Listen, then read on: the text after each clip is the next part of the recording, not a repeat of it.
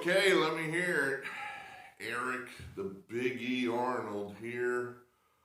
Oh, the wee hours of the morning on Wednesday, the 5th of April.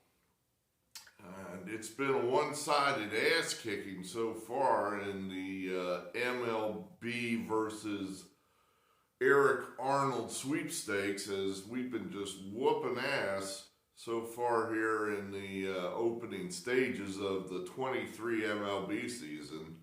Hooray! We'll try not to get too excited. Streaks come and go, and you try not to get too excited because sooner or later you're going to get punched in the face. But I think for the most part, from my recollection, I think we're on a 6-day winning streak, which is pretty much every day of the season so far. We've won. Let's see what we got here. I guess I saw Daryl's back, Daryl Turner. He anointed us one of the top 10 unheralded MLB handicappers on the internet. So we're hoping to move up to be maybe one of the top 5 possibly. Hell, even a heralded MLB handicapper. Well, we could go for that. But at any rate, we'll stick with top 10 unheralded at the moment. Let's see. I didn't even bother cleaning the board off. Let's just go ahead here and clean up some old business. These are the Monday picks. We had...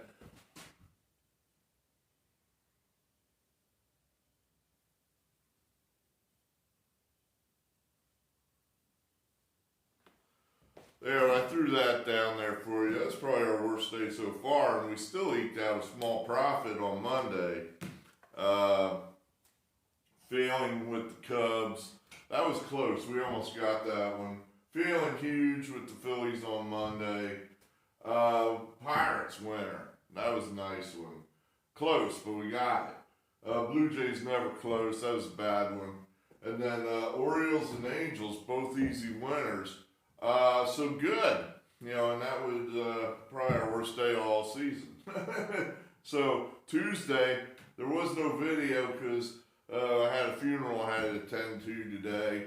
So no video for you on the Tuesday picks. But if you had gone to Bet Stamp, like I've told you now for the 21st time, Bet Stamp, and looked up Eric Arnold, you would have seen that we cashed with the Cubs and the Orioles again tonight. So, best I can figure, I think we're somewhere around plus 11 units so far for the year. And we're, 6 days into the year. So, we're just ripping it right now. Just totally ripping it. And we want to keep it going. I have 2 picks for you for Wednesday, just 2, no more than that. Before we get to that, I had 2 thoughts here. Interesting doings in the Padres-Diamondbacks game today. That was in the afternoon. Finally, you see the pitch clock come into play. Where Manny Machado called out on a 3rd strike because he's fiddling around with his hitting gloves as the clock is winding down to 8, which I guess is the bewitching hour if you're the hitter, that you have to be ready to address the pitcher and ready to go at 8.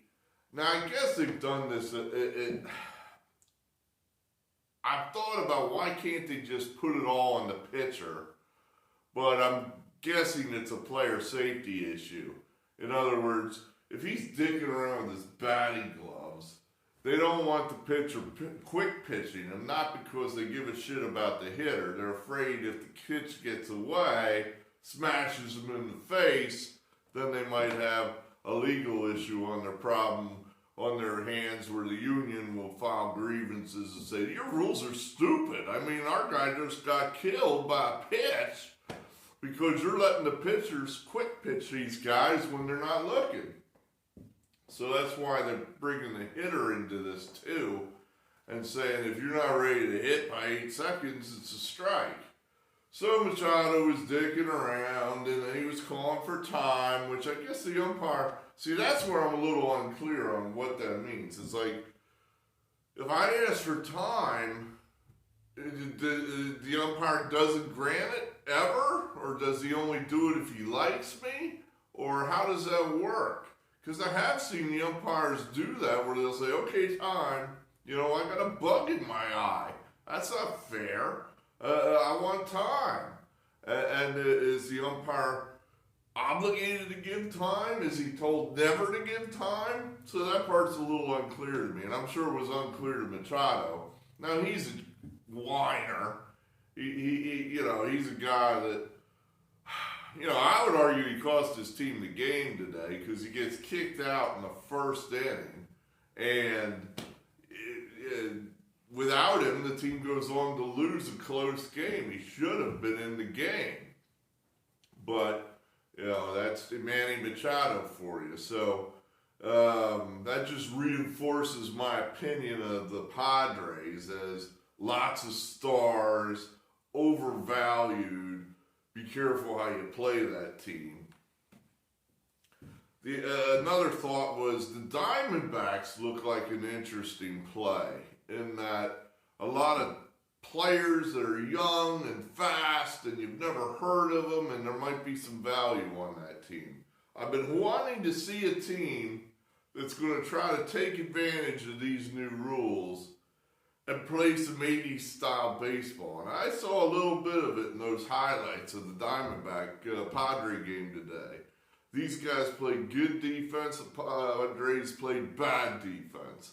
The Diamondbacks scored runs. They were stealing bases. They had a double steal at home. And it looked like good, fast, 80s style baseball.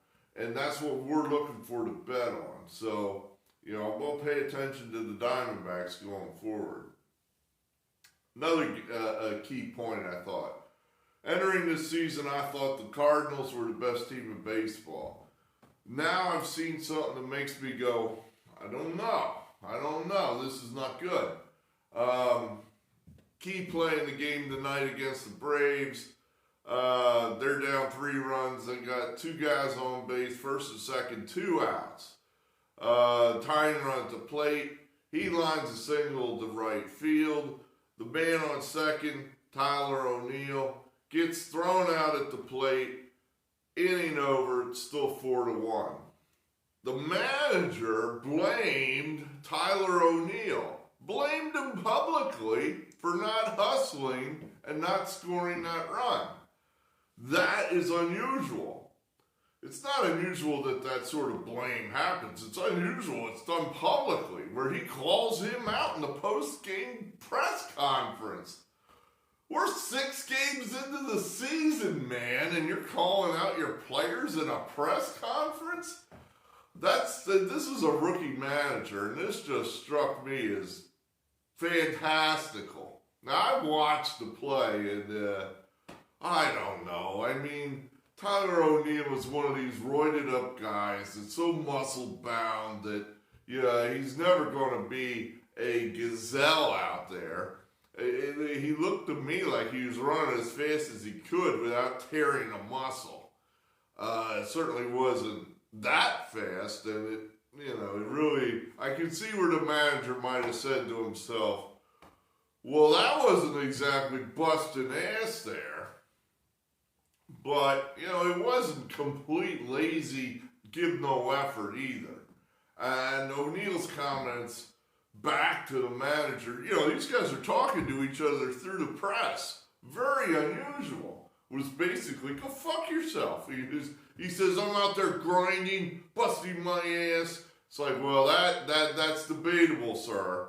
That's debatable, Mr. O'Neill, whether you are busting your ass. You're out there. I don't know if you're busting your ass. So, this is bad. This is not good for the Cardinals. That you have this kind of dissension bubbling to the surface 6 games into the season. I think that good managers address that without firing a public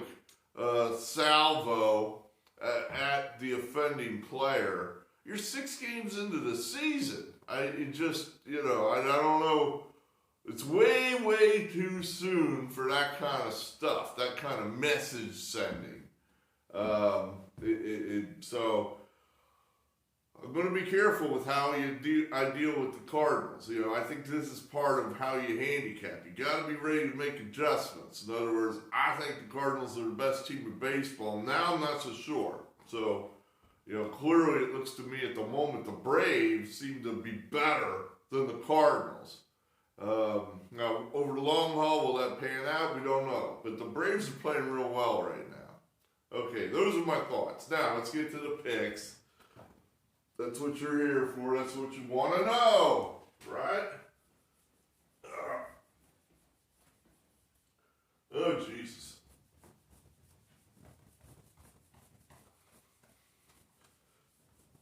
It's still a little cold out, and this black ink doesn't just come rushing right off.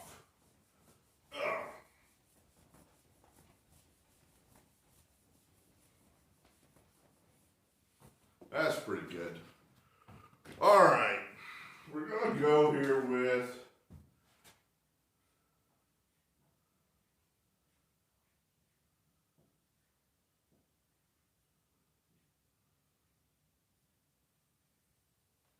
we're going to take the Yankees minus 150 tomorrow afternoon against the Phillies.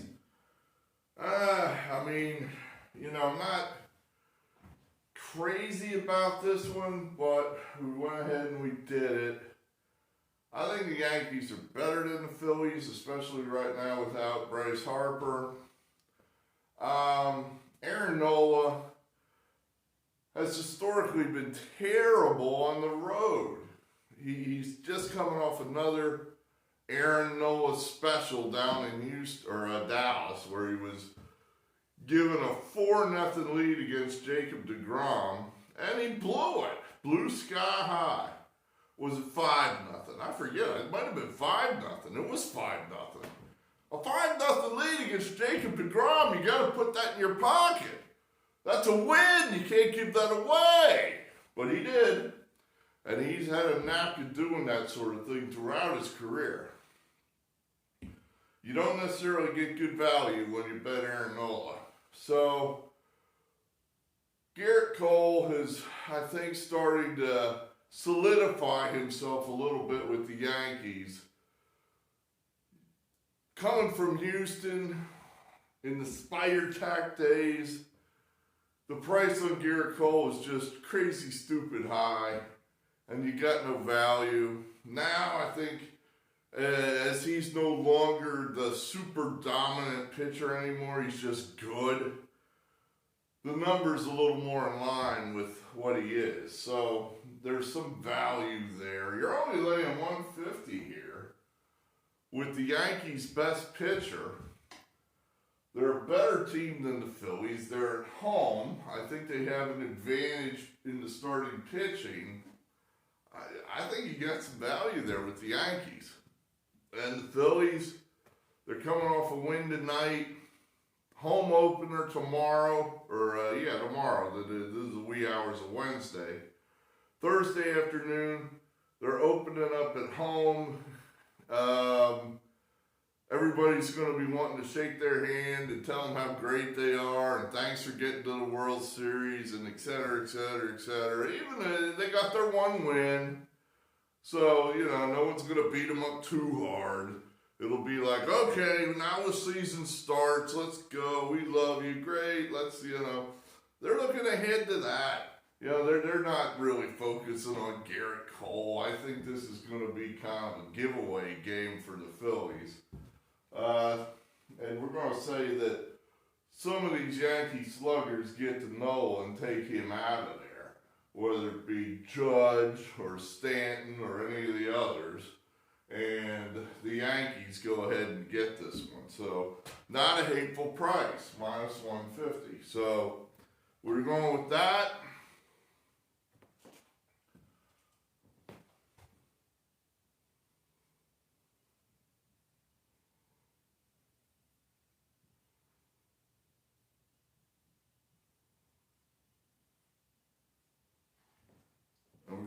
Marlins. The Marlins, they got a nice win tonight, beating the Twins with Alcantara on the mound. So now coming back, they've got Luzardo. Yeah, he's all right. Pablo Lopez, former Marlin. He's never pitched well in Miami. He loses a lot of games when he pitched with the Marlins. So I think that's going to continue. Plus, you're getting a nice price there. Yeah, Marlins at home. Again, getaway day. You know, the Twins now, they might be just wanting to get out of town and get to the next place. I noted that Buxton did not play tonight. Byron Buxton, when he plays, he's a great player. But he's not on the field all the time. So, is this the beginning of yet another Buxton injury streak? Is he going to play tomorrow? Who knows? But if he's not in the lineup, that's, woe is Minnesota. So, we kind of like the Marlins here, again, on a getaway day. You got to be a little careful here with these getaway games. Later in the season, we look hard for that because you try to catch teams on that quick turnaround and perhaps the momentum going one way or the other. That's what you want. But I think it's more applicable later in the year as teams start to get weary. Still early. So we're going to use it here in the Yankees situation because the Phillies are going home for the home opener, of which it'll be, it's going to be a party. It's going to be warm on Thursday in Philadelphia. They're going to have a hard sellout, and I think the Phillies are looking ahead to that. So let's take advantage. And then the Marlins were just basically a play against Pablo Lopez. So let's see what happens. Let's keep it going. Let's see if we can't go for 7 in a row to open the season and keep this great run going that we got moving here. So, hey, thanks for everybody that's starting to watch the videos again. It's a good start. Let's hope everybody enjoy it. We'll talk again. Eric Arnold signing off.